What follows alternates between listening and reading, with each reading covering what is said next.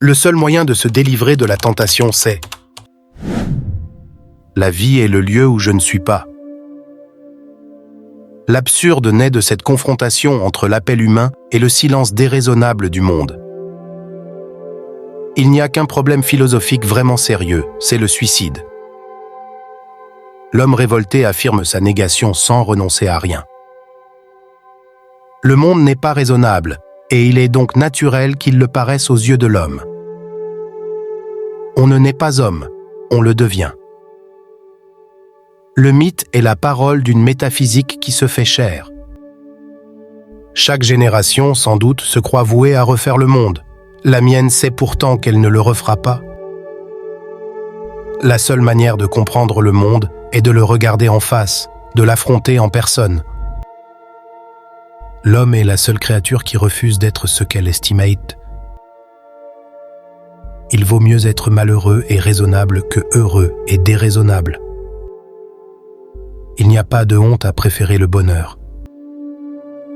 La vraie générosité envers l'avenir consiste à tout donner au présent.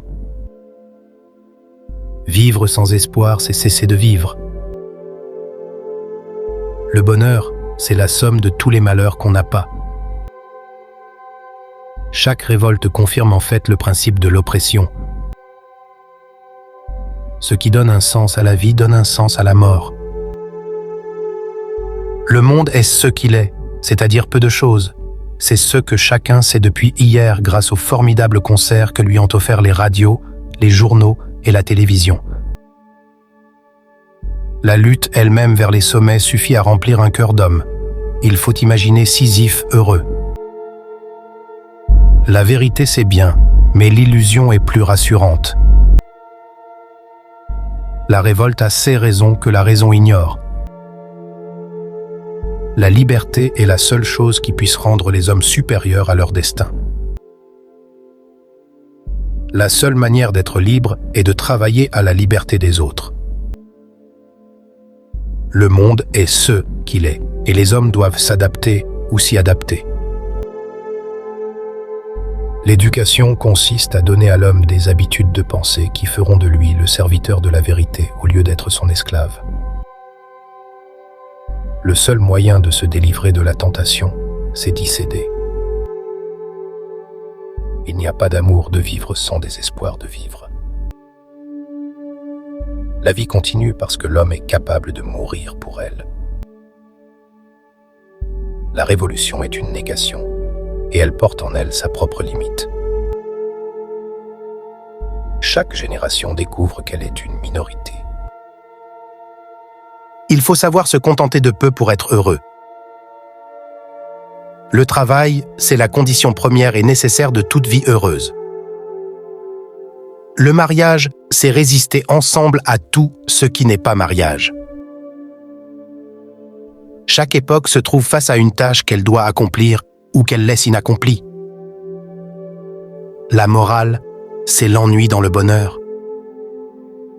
La beauté est l'ultime mystère de la vie.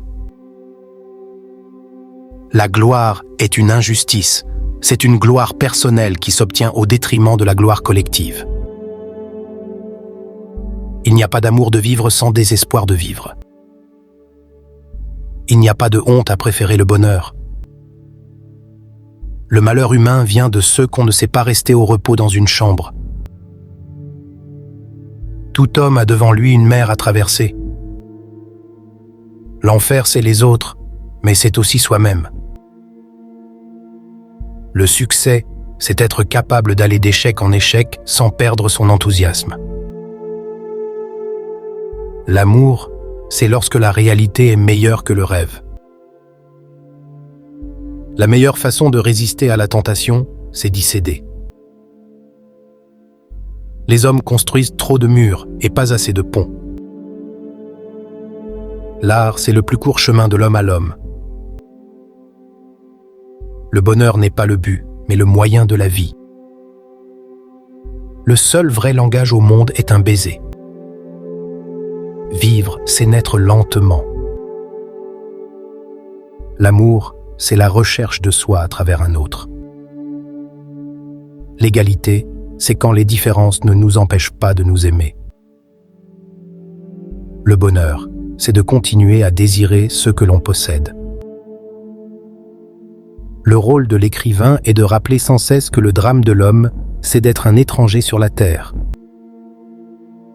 Le seul moyen de se délivrer de la tentation, c'est d'y céder. La vraie générosité envers l'avenir consiste à tout donner au présent. On apprend plus dans la défaite que dans la victoire. La vie, c'est la rencontre de la mer et du soleil.